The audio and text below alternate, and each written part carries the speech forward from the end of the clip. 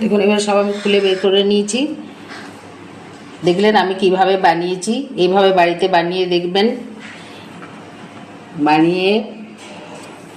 বানিয়ে দেখবেন, বানিয়ে খেয়ে দেখবেন, খেয়ে পরে কমেন্ট করবেন, শেয়ার করবেন। আর নিত্য নতুন রেসিপির আপডেট পেতে আমার চ্যানেলকে সাবস্ক্রাইব করবেন। ধন্যবাদ।